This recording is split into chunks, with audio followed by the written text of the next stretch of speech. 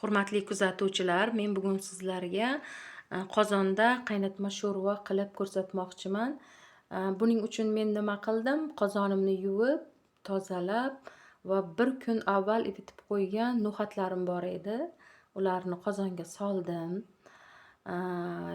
Go'sht ham muzxonada edi, uni ham xona haroratidagi iliq suv bilan yuvib va buni ham qozonga solib, ustidan o'zimga keragicha sovuq suv soldim. Sovuq bir xillar qaynatma sho'rvani issiq go'shtini issiq suvda soladi, lekin bu to'g'ri emas deb o'ylayman. Go'sht qotib qoladi va go'shtning mazasi o'zida qolib ketadi. Sovuq suvda solganingizda go'shtning mazalari suviga chiqadi va juda ham shirin sho'rva chiqadi deb o'ylayman. Hozir men qozonni balandroq olovga qo'ydim, suvini soldim. Endi hozir bu sho'rvamizga ketadigan kerakli masalliqlarni tayyorlayman. Hozir qaynatma sho'rvamizning suvi qaynaguncha men boya aytib o'tganimdek, bunga ketadigan masalliqlarni, sabzavotlarni tozalab, to'g'rab qo'ydim. Buning uchun men 3 ta katta sabzini to'g'radim. 3-4 bo'lakka bo'ldim, chunki kattaroq sabzi ekan va 3 dona shalg'om. Menda faqat hozir ko'k bulg'or qalampiri bor ekan. Ko'k bulg'or qalampirini to'g'rab tayyorlab qo'ydim. Piyoz, 5 dona kartoshka, chesnok, lavr yaprog'i, qaynatma sho'rvaning o'zini universal pripravasidan bor ekan. Murch, qalampir tayyorlab qo'yib qo'ydim. Buni hozir qaynatma sho'rvamizning suvi qaynagandan keyin nasib bo'lsa ketma-ketlikda solib qaynatamiz.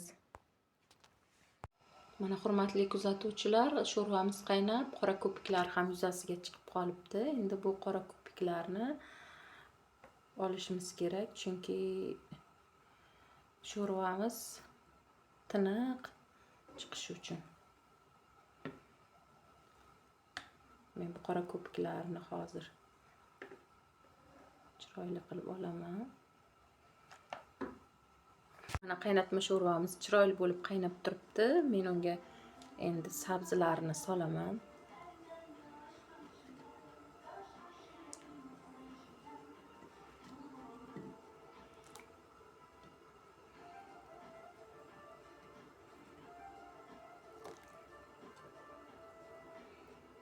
Shalg'om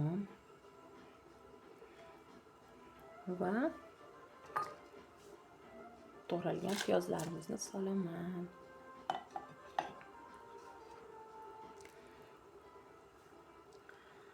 Bu yerda to'g'ralgan ko'k bulg'or qalampiri bor edi, o'shani ham solib yuboramiz. Ularni hammasini soldim. Endi sho'rvamizga mazza beradigan pripravalarni ham qo'shamiz. Aytib o'tganimdek, chesnok, bulg'or qalampiri, murch, lavroi list soldim. Menda hozir pomidor yo'q. Pomidor uyda yo'qligi sababli ozroq tomat pastasi qo'shmoqchiman.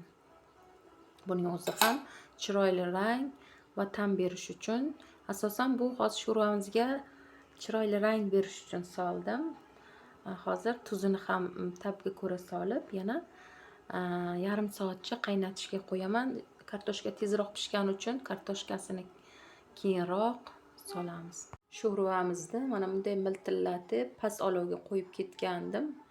Chamasi 1 soatdan ko'p qaynadi. Mana ko'rib turganingizdek chekkasidagi suvlar pasaygan. Endi archib qo'ygan 5 dona kartoshkam bor edi. Bularni solib, hozir o'zim ishim bilan yana shug'ullanmoqchiman. Hurmatli kuzatuvchilar, mana ovqatimiz ham pishdi. Uni tabga ko'ra ko'katlar bilan dasturxonga suzyapman. Sizlarga ham yoqimli ishtaha. Videomga like bosib, obuna bo'lishni unutmanglar. Xayr, yana ko'rishguncha salomat bo'ling.